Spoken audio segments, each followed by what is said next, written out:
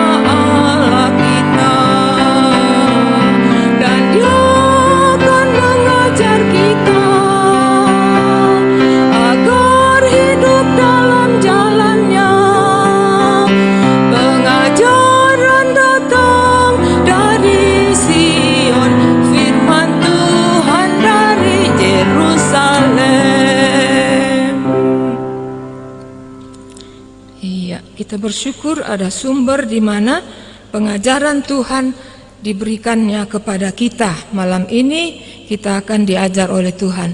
Kita menghafal dari satu ayat firman Tuhan dari minggu yang lalu ya. Minggu yang lalu permulaannya kami tidak hidup ya. Minta maaf. Kemudian ada beberapa keyakinan Paulus. Aku yakin. Kita hafal salah satu yang permulaan, itulah Roma pasal 1 ayat 16, ada di layar Facebook ya. Mari kita sama-sama membacanya sekaligus semuanya. 1, 2, ya. Sebab aku mempunyai keyakinan yang kokoh dalam Injil, karena Injil adalah kekuatan Allah yang menyelamatkan setiap orang yang percaya, pertama-tama orang Yahudi, tetapi juga orang Yunani. Ini kita renungkan dulu ya.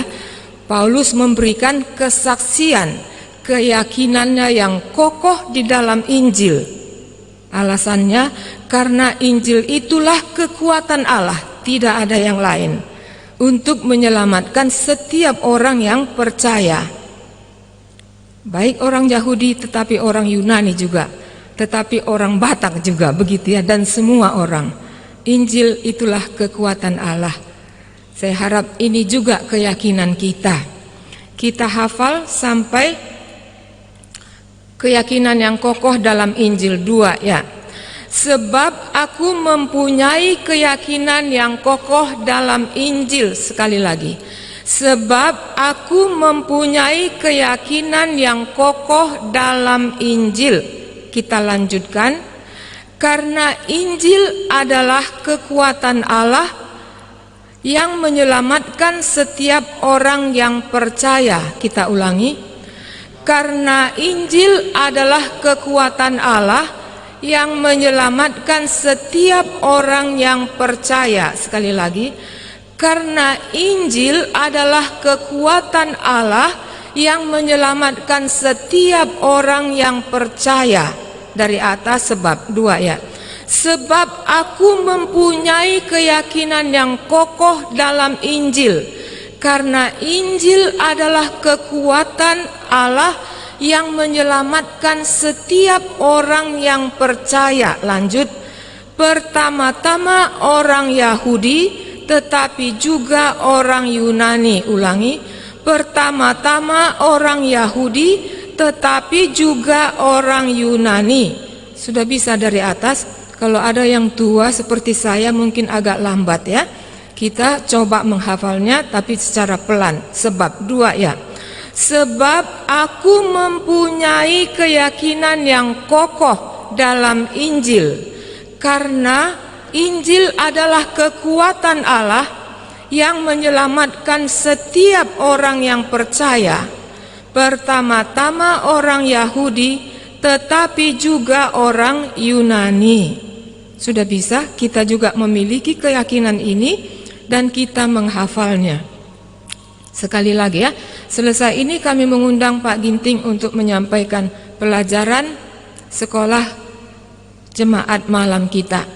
Ini diambil dari Roma 1 ayat 16. Kita sebut referensinya ya, 2 ya. Roma 1 ayat 16. Sebab aku mempunyai keyakinan yang kokoh dalam Injil.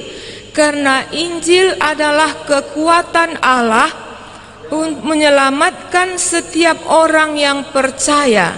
Pertama-tama orang Yahudi, tetapi juga orang Yunani. Kita mendengarkan sekolah jemaat.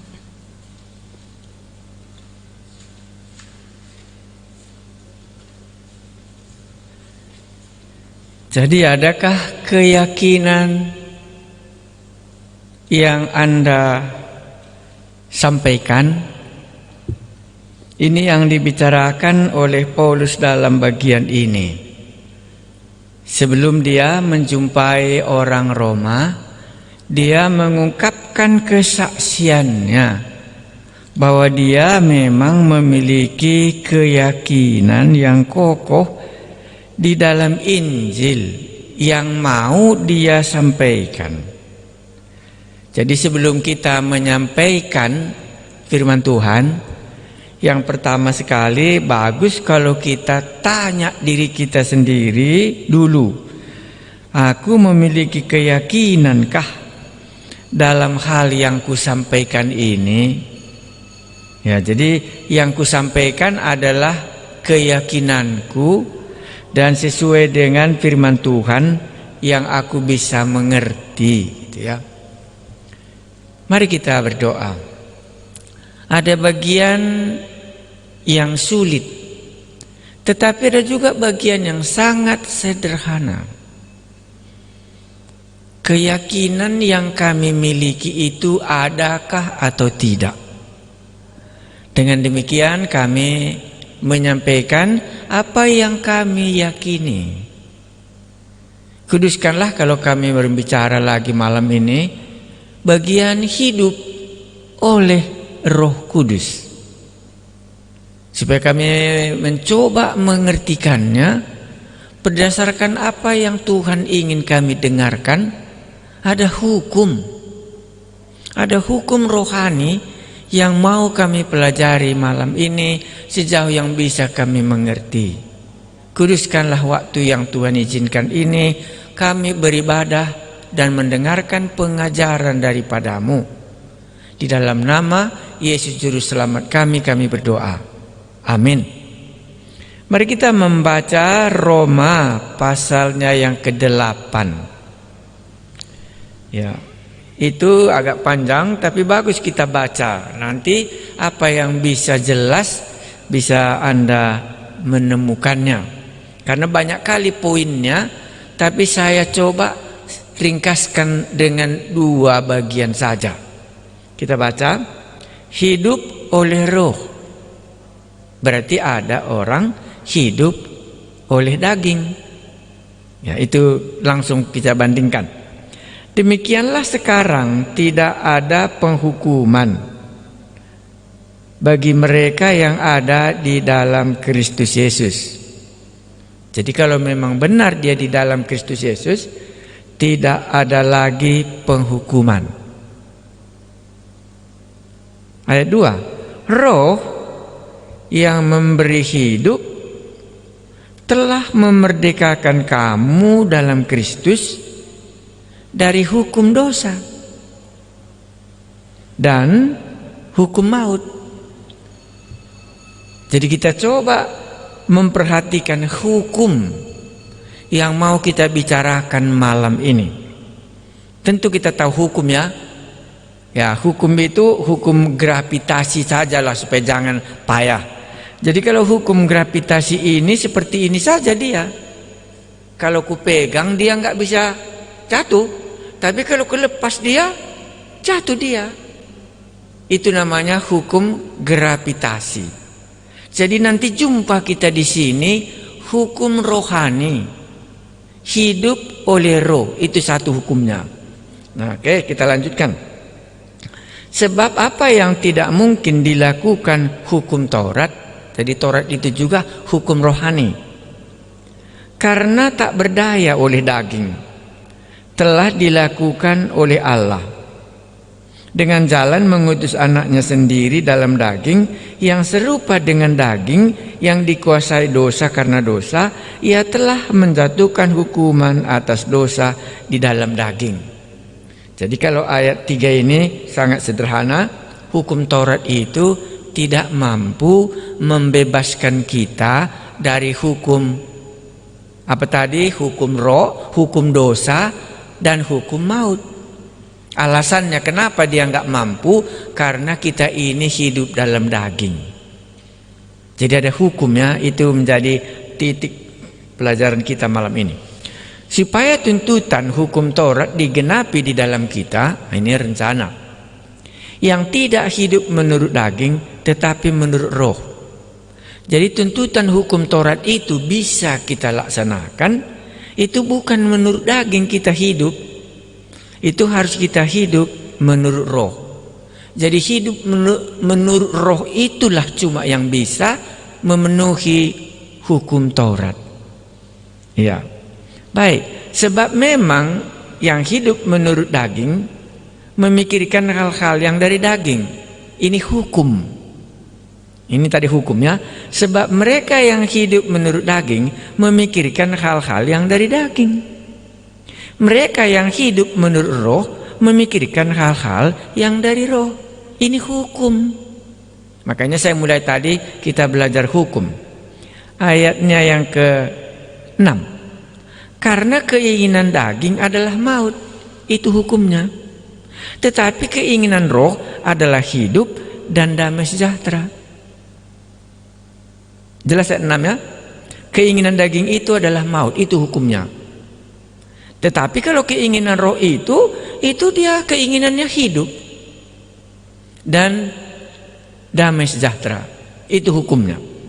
Sebab keinginan daging adalah perseteruan terhadap Allah. Itu hukumnya. Karena ia tidak takluk kepada hukum Allah. Hal ini memang tidak mungkin baginya, nggak mungkin dia. Kalau memang daging, tidak mungkin dia berkenan di hadapan Allah, berkenan di hadapan Allah karena dia tidak bisa mentaati firman Allah. Ya, hukumnya jangan lari.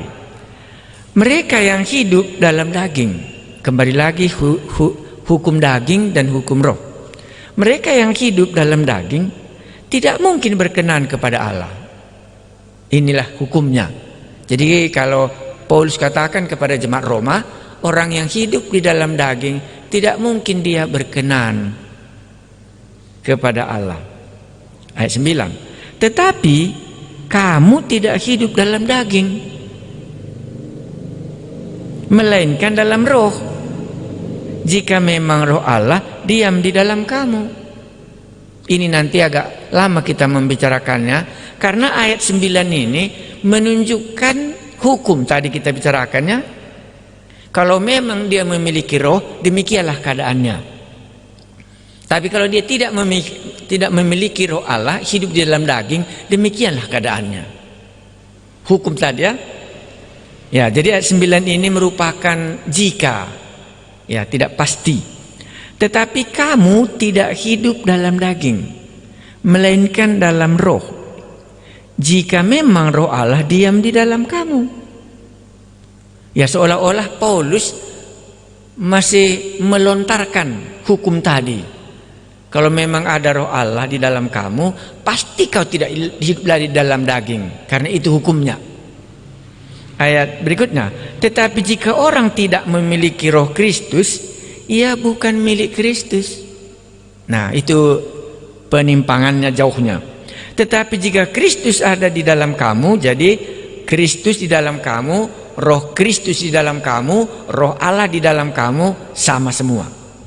Tetapi jika Kristus ada di dalam kamu, maka tubuh memang mati karena dosa, ya, karena upah dosa tadi, kematian, tidak dilepaskan dengan hidup dalam roh. Ya. Tetapi roh adalah kehidupan oleh karena kebenaran. Dan jika roh Dia yang telah membangkitkan Yesus dari antara orang mati diam di dalam kamu, maka Ia yang telah membangkitkan Kristus Yesus dari antara orang mati akan menghidupkan juga tubuhmu yang fana itu oleh rohnya yang diam di dalam kamu. Itu hukumnya. Ayatnya yang ke-12. Jadi saudara-saudara, kita adalah orang berhutang. Berhutang artinya harus kita bayar, ya. Tetapi bukan kepada daging kita berhutang, supaya hidup menurut daging, bukan ke situ kita berhutang. Sebab jika kamu hidup menurut daging, diulanginya ya, kamu akan mati. Itu hukumnya. Tetapi jika oleh roh kamu mematikan perbuatan-perbuatan tubuhmu, kamu akan hidup. Itu hukumnya. Semua orang yang dipimpin roh Allah adalah anak-anak Allah. Ini hukumnya. Ya, anak-anak, kalau memang dia anak-anak Allah, pastilah dia dipimpin oleh Allah.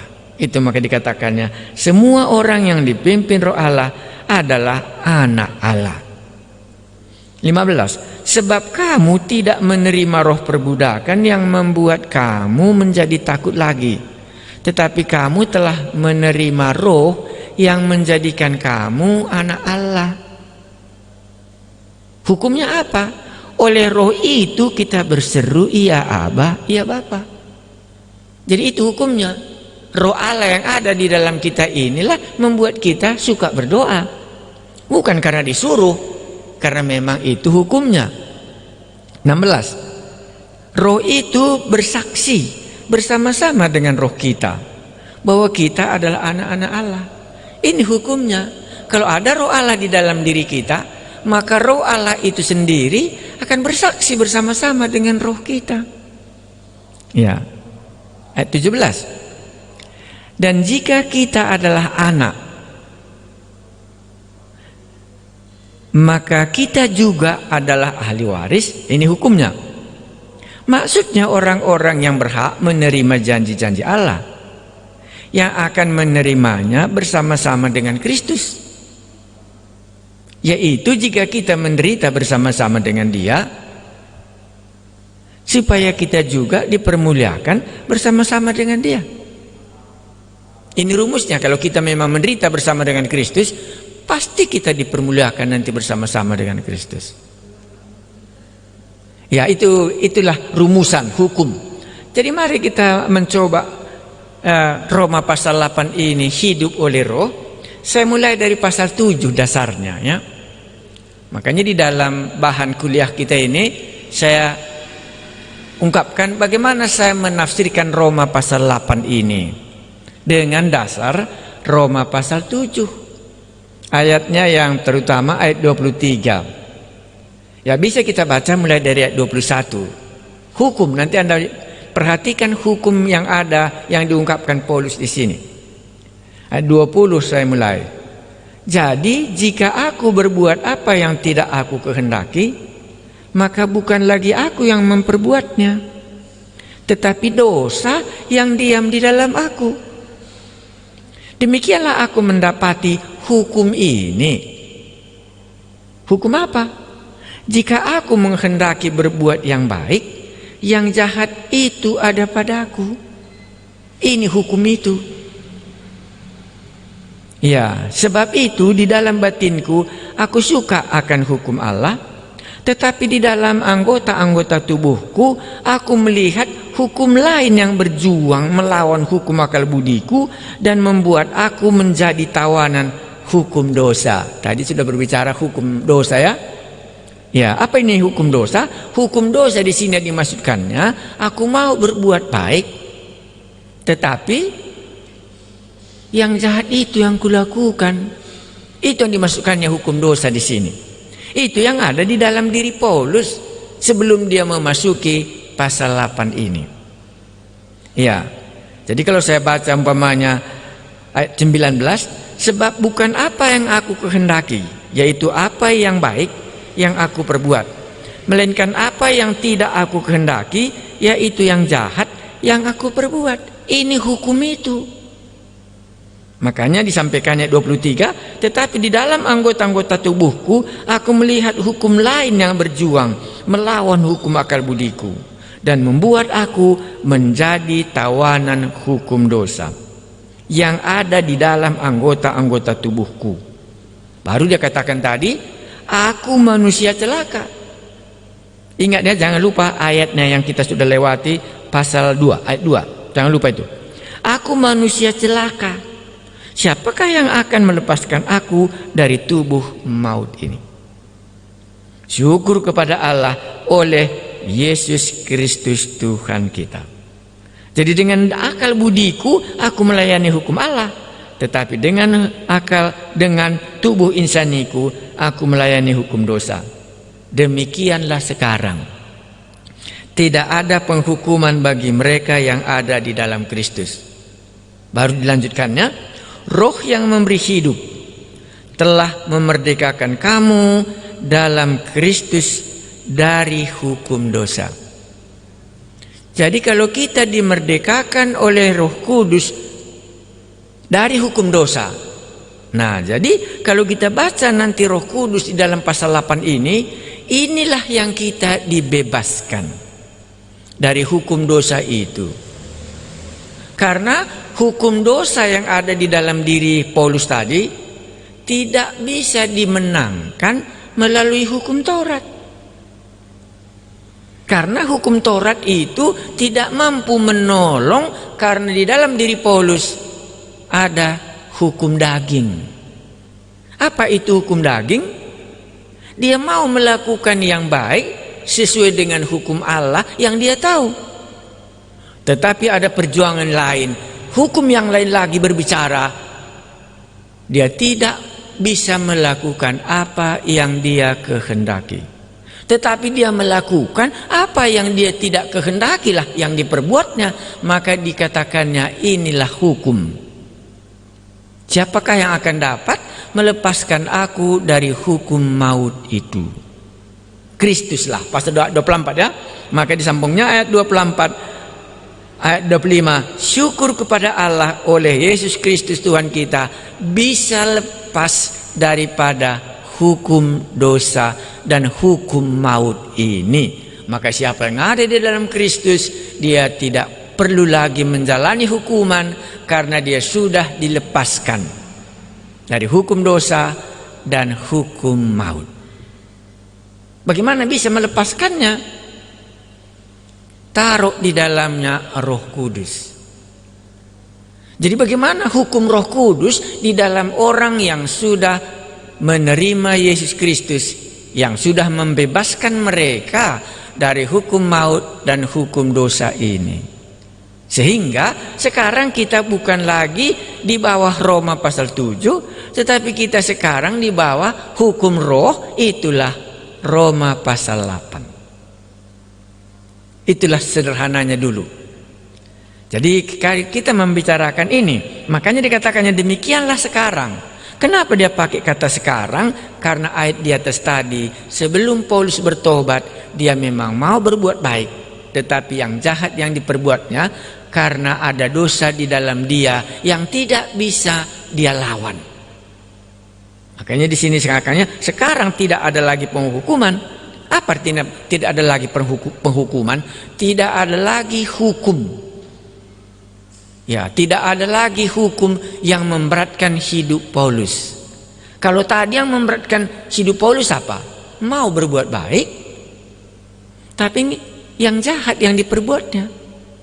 Jadi terjadi kontradiksi di dalam hidupnya setiap hari.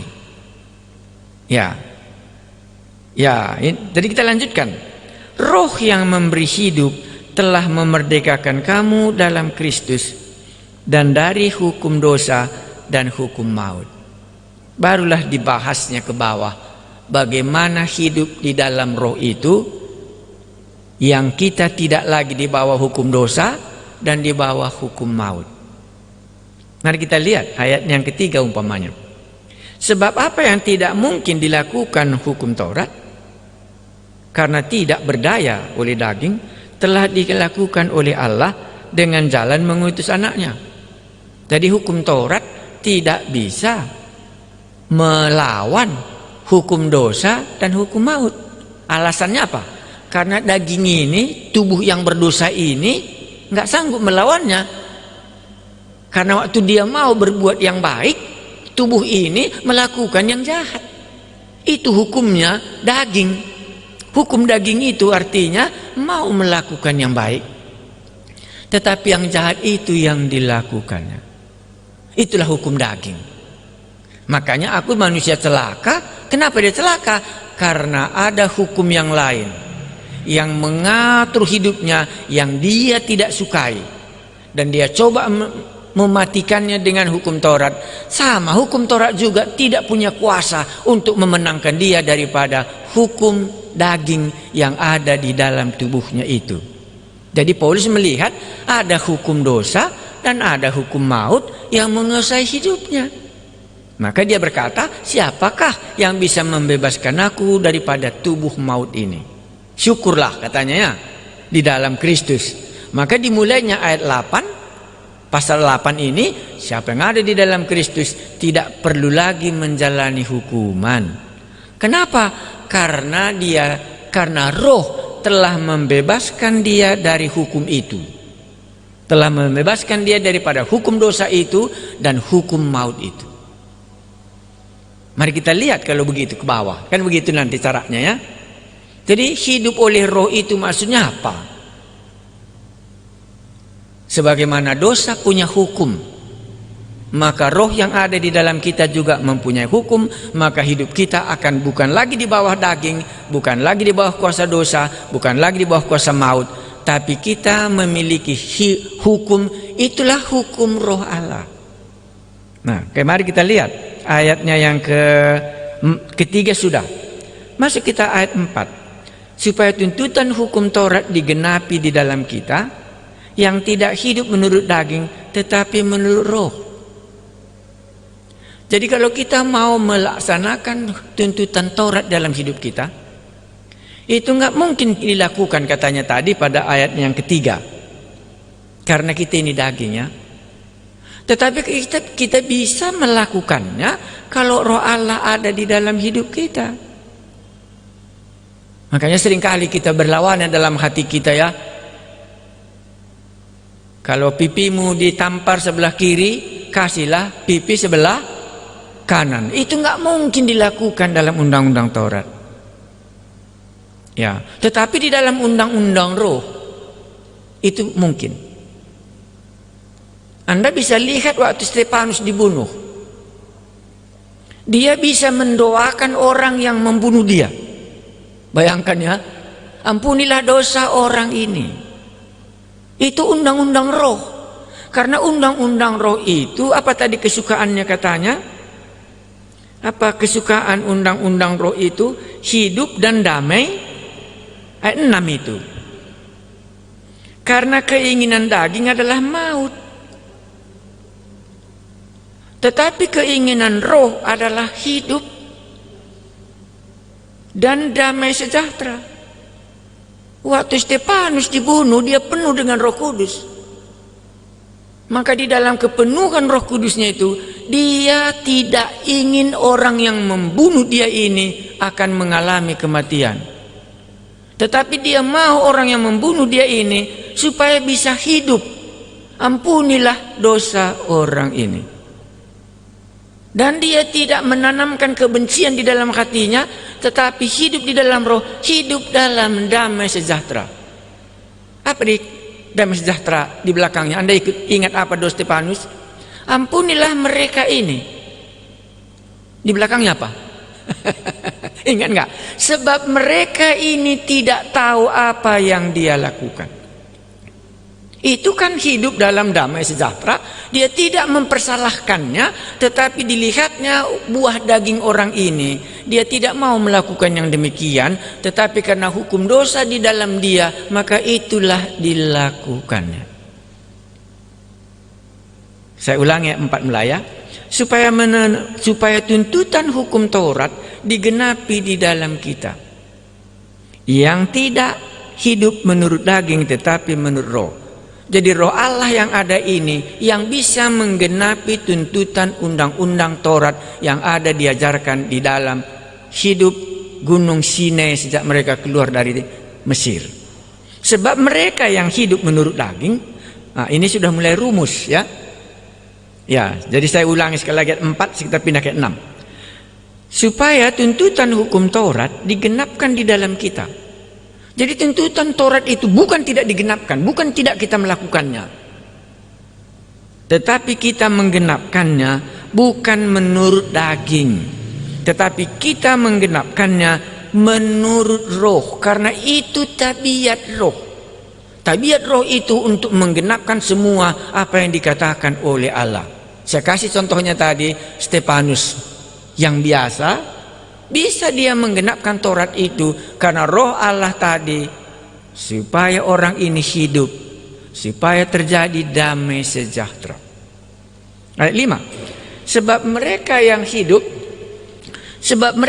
hidup menurut daging. Daging tadi tabiat ya, hukum dosa ya, daging. Sebab mereka yang hidup menurut daging memikirkan hal-hal dari daging. Mereka yang hidup menurut roh memikirkan hal-hal yang dari roh. Ini hukum. Jadi bisa kita lihat hukum yang apa yang ada dalam diri kita.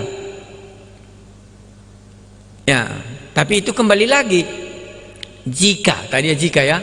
Tetapi inilah dulu hukumnya. Supaya nanti waktu selesai kita kuliah ini, Anda bisa melihat hukum yang mana yang sebenarnya yang ada di dalam hidupku. Itu yang kita mau capai malam ini. Ya, sebab mereka yang hidup menurut daging memikirkan hal-hal yang dari daging. Ini hukumnya. Mereka yang hidup menurut roh memikirkan hal-hal yang dari roh.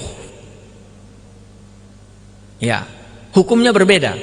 Jadi cara berpikir yang dari daging itu memikirkan hal-hal duniawi. Cara berpikir roh itu akan memikirkan hal-hal yang berasal dari roh Allah.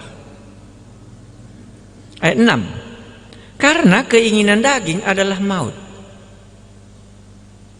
Diulanginya kembali kepada Roma pasal 7. Sebab keinginan daging adalah Sebab keinginan daging adalah maut. Ayat 6 ya. Tetapi keinginan roh adalah hidup dan damai sejahtera. Jadi selama kita hidup di dalam roh, senantiasa pikiran kita kepada hidup yang Tuhan Yesus akan berikan. Dan selama kita hidup di dalam roh, kita senantiasa akan mengambil jalan supaya terjadi damai sejahtera di bumi ini. Supaya terjadi damai sejahtera kepada hidupku, supaya damai sejahtera terhadap orang lain. Itu buah roh. Baik, ini hukum. Tadi kita membicarakannya tentang hukum. 7. Sebab keinginan daging adalah perseteruan. Perseteruan ini perkelahian. Makanya kalau kita hidup di dalam daging, umumnya perkelahian yang kita bicarakan. Makanya kalau Anda yang hidup di dalam roh, kemungkinannya Anda tidak terlalu suka kalau melihat perang, ya. Karena perang itu kan perseteruannya. Langsung Anda bisa bayangkan, entah lebih untungnya tidak berkelahi daripada berkelahi. Kenapa? Karena yang memikirkan roh itu memikirkan damai sejahtera. Mungkin Anda langsung bisa bayangkan, itulah mungkin tabiat di dalam diriku. Maka kalau kulihat orang berkelahi, nggak ada lagi tabiatku di dalamnya kumat lagi perkelahian gitu ya. Karena dia sudah punya hukum. Iya, kalau dia memikirkan daging, kalau dia berpikir dalam daging, memang itu perseteruan. Iya, perseteruannya, sebab keinginan daging adalah perseteruan terhadap Allah. Senantiasa memikirkan supaya berkelahi dengan Allah, itu maksudnya sini. Supaya dia melawan Allah di dalam hidupnya itu. Tidak memikirkan hidup dan tidak memikirkan damai sejahtera. Kalau ini kulakukan, apakah Allah senang? Itu nggak dipikirkannya. Iya, nggak sampai ke situ karena itu keinginan daging. Karena ia tidak takluk kepada hukum Allah. Ada hukumnya, dia tidak takluk pada hukum Allah. Hal ini memang tidak mungkin baginya. Jadi keinginan daging ini tidak mungkin dipikirkannya berkenan di hadapan Allah. Ini hukumnya. Ya, ini hukumnya. Mari kita lanjut ayat 8 lagi. Mereka yang hidup dalam daging tidak mungkin berkenan kepada Allah lagi. Ini hukumnya. Jadi kalau kita lihat di sini tadi hebat juga kurasa ayat 6. Tadi sudah kita tinggalkan 6 ya. Daging itu adalah maut, itu yang dikehendakinya. Ya, nanti Anda bisa lihat ceritanya berikutnya. Ayat 7, perseteruan dengan Allah. Karena dia tidak mungkin melakukan yang berkenan kepada Allah. Walaupun dicobanya, tapi karena dia hidup di dalam daging, nggak mungkin dilakukan yang baik. Makanya tadi mau dia berbuat baik, katanya ya, itulah hukumnya ya. Tapi dia tidak mampu melakukannya. Ayat 8, mereka yang hidup dalam daging tidak mungkin berkenan kepada Allah. Ini hukumnya. Ayat 9, tetapi kamu tidak hidup dalam daging. Ini yang melawan yang di atas semua. Tetapi kamu tidak hidup dalam daging. Berarti kalau kita ikuti ayat ini, mereka itu tidak hidup di dalam ayat 5, tidak hidup di dalam ayat 6, tidak hidup di dalam ayat 7. Tetapi kamu tidak hidup di dalam daging, melainkan dalam roh. Kalau memang di belakangnya ada lagi kesangsian. Jika memang roh Allah diam di dalam kamu, Paulus kembali mengungkapkannya. Dia tidak berani mengatakan kamu tidak hidup lagi di dalam daging. Amin, enggak bisa. Karena dia punya hukum. Boleh kita katakan kita hidup di dalam roh, tetapi kita hidup di dalam daging, kontradiksi dia. Ya, kita katakan kita sudah percaya, tapi kita hidup di dalam daging, kontradiksi, itu perseteruan dengan Allah. Nah, makanya Paulus ayat 9 lama saya renungkan. Karena biasanya Paulus bukan begini caranya mengungkapkannya. Tetapi kamu tidak hidup di dalam daging, melainkan dalam roh. Itu statusnya jelas sekali. Jadi daging lawannya cuma roh. Jika memang roh Allah diam di dalam kamu. Tetapi jika orang tidak memiliki roh Kristus, ia bukan milik Kristus. Jadi ayat 9 ini sangat tajam. Makanya tadi kita melihatnya ini dari hukum. Karena Paulus tadi memulai ceritanya, dia mau orang rohani, kan itu tadi ceritanya dia. Tapi nggak mampu dia melakukannya. Celaka, sekarang bersyukurlah aku karena Kristus telah bisa membebaskan aku daripada hukum dosa dan hukum maut ini, dan sekarang aku hidup di dalam roh. Kalau kita hidup di dalam roh, kita tidak hidup di dalam daging. Kalau kita hidup di dalam roh, maka kita menyukai hidup dan menyukai damai sejahtera dan menyukai melakukan undang-undang Taurat itu. Gitu ya. Karena ini kan hukumnya, ya. Iya, sama dengan hukumnya ikan ya. Ikan itu kalau ditaruh keluar, ya itu hukumnya nggak tahan dia hidup. Karena dia suka hidupnya di air ya. Demikianlah hukum rohani yang kita bicarakan malam ini. Kalau memang kita hidup di dalam roh, tidak mungkin kita hidup di dalam perseteruan dengan Allah. Kalau memang kita hidup di dalam roh, kita tidak akan memikirkan pikiran-pikiran daging yang membuat kita ke dalam maut. Ingat, ikan punya hukum. Prinsip rohani punya hukum. Hukum pertama tadi kita jumpa Roma pasal 7 ayat 23. Mari kita lanjutkan. Tetapi kamu tidak hidup dalam daging, melainkan dalam roh.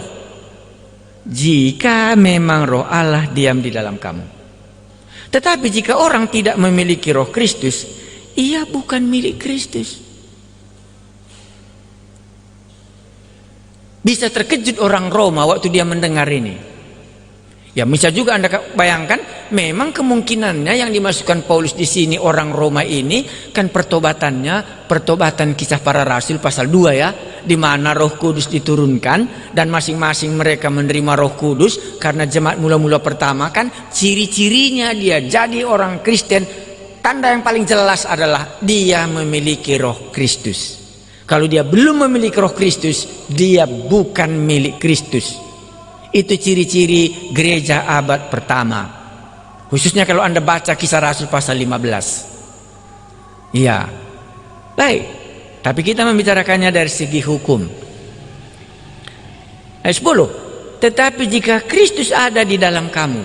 Jadi ada kemungkinannya yang menerima Yesus, ada yang menerima Roh Kudus pada Kisah Rasul pasal 2. Ayat 10 ini dia. Tetapi jika Kristus ada di dalam kamu, maka tubuh memang mati karena dosa.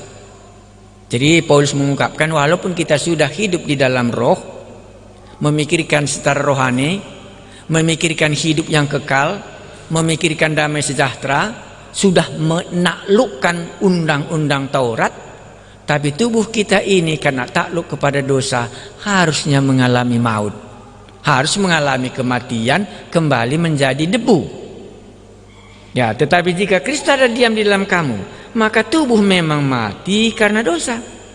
Tetapi roh adalah kehidupan oleh karena kebenaran. Ayat 11. Dan jika roh dia, banyak kali kelihatannya ada kesangsian Paulus dalam cerita ini terhadap jemaat Roma. Padahal dalam ayat ini kalau nanti Anda baca, Paulus mengajarkan 18 kali kata roh. Ya. Tetapi ayat 10, ayat 11 mulai lagi. Dan jika roh dia yang telah membangkitkan Yesus dari antara orang mati diam di dalam kamu, maka ia yang telah membangkitkan Kristus Yesus dari antara orang mati akan menghidupkan juga hidupmu yang fana itu oleh rohnya yang diam di dalam kamu.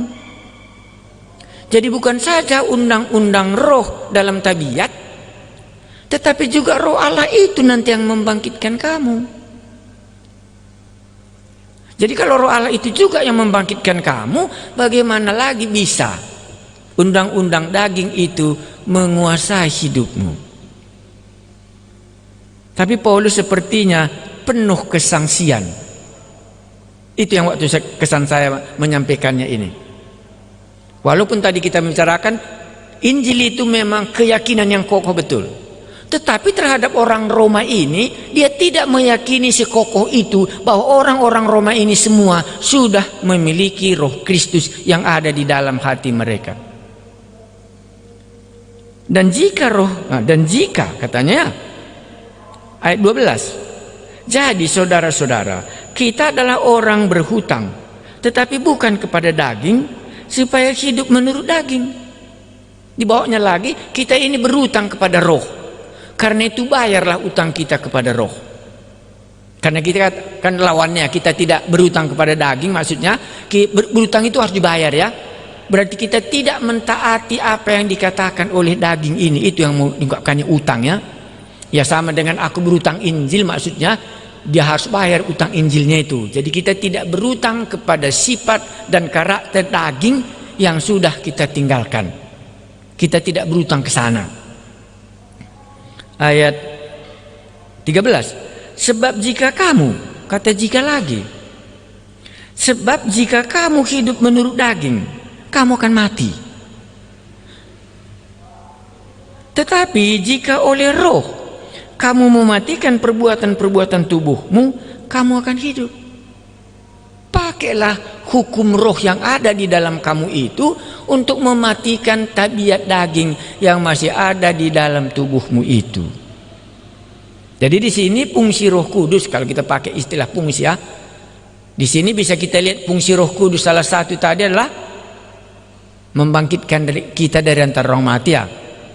Fungsi Roh Kudus yang bisa kita lihat di sini adalah mematikan tabiat daging kita ya. Tapi mungkin jauh lebih cocok kalau memang Roh Allah punya hukum. Dosa tadi sudah punya hukum. Maka roh Allah yang ada di dalam diri kita itu, itulah membuat kita menang daripada tabiat dosa ini. Ya, itulah yang bisa kita bicarakan sebentar. Mari kita lihat 13. Sebab jika kamu hidup menurut daging, kamu akan mati. Ya, nggak ada jaminan ya. Ya, kalau kita terus hidup di dalam daging, maka akan kematianlah yang akan jadi. Itu dikatakannya. Tetapi jika oleh roh kamu mematikan perbuatan-perbuatan tubuhmu, kamu akan hidup. Ayat 7 dan ayat 8 ya. Apa tadi ayat 7? Ingat ya. Sebab keinginan daging adalah perseteruan dengan Allah ya. Ayat 8 tadi apa? Kalau kita hidup menurut daging, tidak mungkin berkenan hidup kita kepada Allah. Enggak mungkinlah kita memperoleh hidup yang kekal. Tapi ada dalam pikiranku, Kain itu, si Kain ya, si Kain itu kan sama-samanya sebenarnya keinginannya memberikan persembahan kepada Allah ya, sama dengan si Habil ya, si Abil.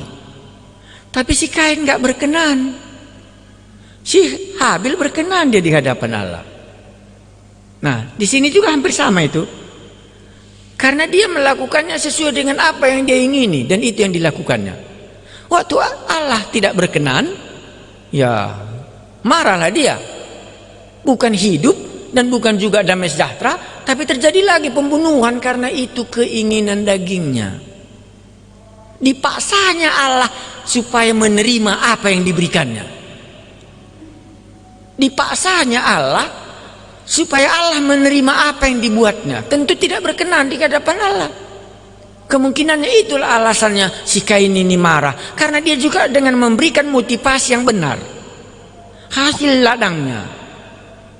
Tetapi si persembahan si adiknya itu diterima Allah. Makanya dia membuat marah dia. Makanya orang yang hidup di dalam daging hidup persekutuan dengan Allah. Dan dia tidak mungkin berkenan di hadapan Allah. Itulah dalamnya bagian 8 ini ya. Ya, makanya bisa kita motivasi kita benar, tetapi kita tidak melakukannya dengan pimpinan Roh Allah. Tidak berkenan di hadapan Allah. Marah kita, menurut kita itu baik, tetapi itu tidak berkenan di hadapan Allah. Sama dengan Kain. Kita lanjutkan. Sebab jika kamu hidup menurut daging, kamu akan mati. Tetapi jika oleh roh kamu mematikan perbuatan-perbuatan tubuhmu, kamu akan hidup. Baru disambungnya 14. Semua orang yang dipimpin Roh Allah adalah anak-anak Allah. Rupanya ini yang berkenan di hadapan Allah. Orang yang dipimpin oleh Allah. Bisa ya? Jadi hukum roh itu dipimpinnya kita, apa yang kita mau lakukan, sehingga yang kita lakukan itu berkenan ke hadapannya. Makanya saya masukkan tadi si Kain. Sama-sama mereka memberikan persembahan, tapi si Kain tidak diterima, si Habil diterima. Karena si Habil melakukannya berdasarkan apa yang dia tahu yang baik di hadapan Allah. Tetapi si Kain memberikannya sebagaimana dia mau. Makanya anak-anak Allah di sini hukumnya dipimpin oleh Roh Allah.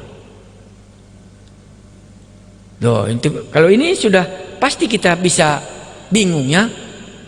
Aku hanya tahu Pak percaya, tapi dipimpin oleh Allah, nggak tahu aku gitu.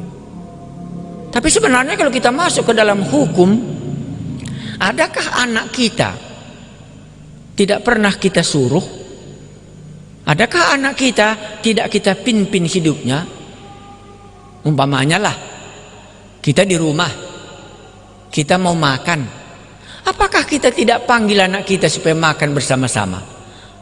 Atau kita biarkan saja dia kapan dia mau? Itu kan bapaknya sendiri memimpin anaknya, ayo kita makan. Kan dipimpinnya dia. Karena sudah sampai jam makan ya, makanlah kami. Makanya di sini dikatakannya semua orang yang dipimpin Roh Allah adalah anak Allah. Ini enggak saya bahas kali terlalu jauh, tetapi begitu Paulus memang bertobat, dia banyak kali dipimpin oleh Roh Allah. Begitu dia sekali bertobat, langsung dia dipimpin oleh Allah, dan Ananias datang melayani dia. Jadi tidak mungkinlah kalau kita membicarakan soal anak Allah, nggak pernah Roh Allah memimpin kita. Bisa kita jarang berbicara dengan bapak kita, tapi pasti kita katakan, pernah bapakku itu memberikan petunjuk kepadaku. Tapi kalau selama kita sudah menjadi anak, nggak pernah kita dituntun oleh bapak kita, ya kemungkinannya kita bukan anaknya. Semua orang yang dipimpin Roh Allah adalah anak Allah. Sebab kamu tidak menerima roh perbudakan yang membuat kamu menjadi takut lagi. Tetapi kamu telah menerima roh yang menjadikan kamu anak Allah. Jadi yang menjadikan kita anak Allah kalau menurut Roma bukan Yohanes pasal 1 ayat 12. Kalau Yohanes 1 ayat 12, barang siapa yang percaya dan menerimanya maka dibuatnya menjadi anak-anak Allah. Paulus tidak. Gereja mula-mula tidak. Sebab kamu tidak menerima roh perbudakan yang membuat kamu menjadi takut lagi. Tetapi kamu telah menerima roh yang menjadikan kamu anak Allah.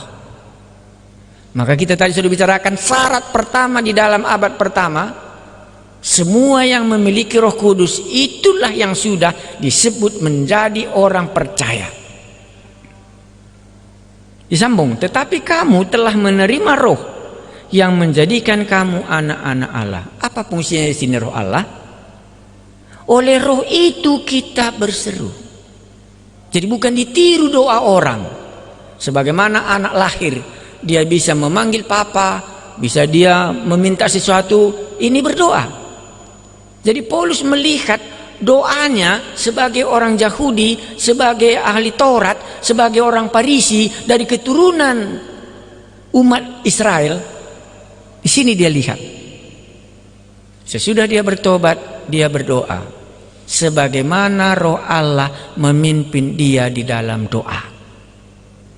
Itukah? Oleh roh itu kita berseru, ya Aba, ya Bapa. Aba itu kan ya bahasa Aram ya, mengatakan Bapa. Jadi dia memanggil dalam doanya Bapa karena roh Allah ada di dalam dia. Tadi kalau Kristus ada di dalam kita, kita bisa memanggil Aba ataupun Bapa. Ini hukum roh yang kita miliki. Ayatnya yang ke-16 itu yang lebih terang lagi. Roh itu bersaksi bersama-sama dengan roh kita bahwa kita adalah anak-anak Allah. Kalau di sini kita berhenti, apakah yang Anda yakini dari semua kategori ini bahwa Anda anak-anak Allah? Bahwa Anda sudah dilepaskan daripada hukum maut itu? Hukum maut dalam pasal 7 ayat 27, ayat 23. Inilah hukum. Jadi begitu Paulus mengerti dan telah lepas daripada tubuh yang celaka ini, siapa yang bisa melepaskan aku? Itulah Kristus. Maka siapa yang ada dalam Kristus tidak ada lagi penghukuman, karena roh itu membebaskan kita daripada hukum dosa dan hukum maut. Baru dijelaskannya hukum roh itu yang mana. Kita ulangi saja dari bawah.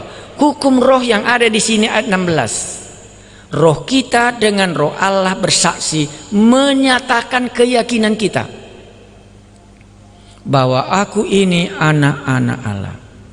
Bukan orang lain, tetapi rohku sendiri. Waktu ku baca ini dari critical commentary text, itu sama yang kita bicarakan ini, sama dengan apa yang John Calvin utarakan, cara pendekatan Roma pasal 8 ini.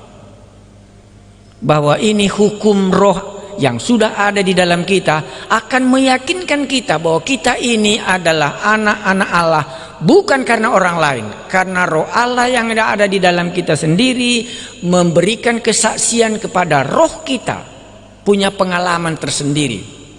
Semuanya kita anak, punya pengalaman hubungan kita dengan Bapa kita, bahwa itulah Bapakku, yang itu bukan lagi Bapakku.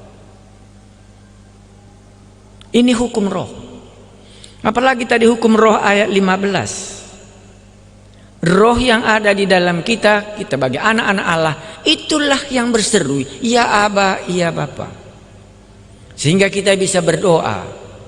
Itu yang dialami oleh Paulus sesudah dia bertobat.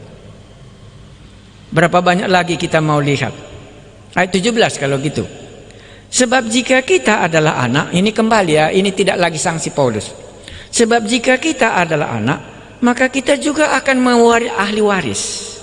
Maksudnya orang-orang yang berhak menerima janji-janji Allah. Lebih tajam ya. Jadi hukum roh itu, kalau kita memang sudah tadi memiliki roh Allah, kita memiliki hak.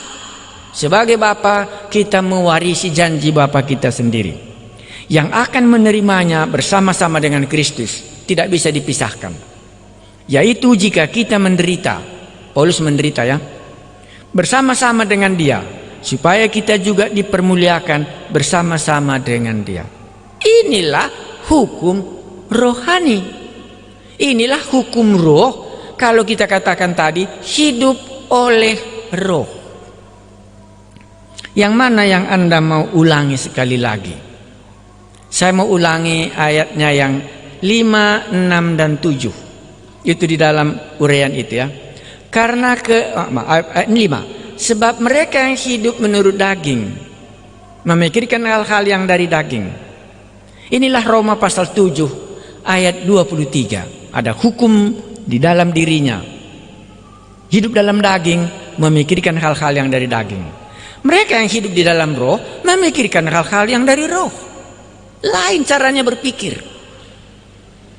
6. Karena keinginan daging adalah maut, tetapi keinginan roh adalah hidup dan damai sejahtera. Berarti Anda bisa lihat cara berpikir yang paling dalam rupanya. Kalau hidup di dalam roh ini, cara berpikir yang benar di hadapan Allah, itu yang lebih banyak diungkapkan. Sebab keinginan daging adalah perseteruan, karena tidak takluk dia kepada hukum Allah. Mereka yang hidup dalam daging tidak mungkin berkenan kepada Allah. Tetapi kamu tidak hidup di dalam daging, melainkan dalam roh. Jika, ini yang paling enak ayat 8 ini, ayat 9 ini. Tetapi kamu tidak hidup di dalam daging, melainkan dalam roh. Jika memang roh Allah diam di dalam kamu. Jadi kalau dia memiliki roh Allah di dalam dia, perhatikan caranya berpikir. Keinginannya adalah hidup dan damai sejahtera. Keinginannya adalah untuk mentaati Taurat. Ini dari sini. Apalagi tadi, keinginannya oleh roh yang ada di dalam dia, ya Aba, ya Bapa, dipimpin oleh roh Allah dia. Dan dia bisa bersaksi bahwa roh Allah yang ada di dalam dia bersama dengan roh dia menyaksikan bahwa dia ini adalah anak-anak Allah. Bagus ya? Tetapi jika kamu hidup di dalam daging, tetapi kamu tidak hidup di dalam daging, melainkan dalam roh. Jika memang roh Allah diam di dalam kamu. Tetapi jika orang tidak memiliki roh Kristus, ia bukan milik Kristus. Di sini kita berhenti. Karena ayat 9 inilah saya rasa menjadi renungan kita. Ada dua hukum. Jika memang roh Kristus diam di dalam kita, kita tidak akan hidup menurut daging.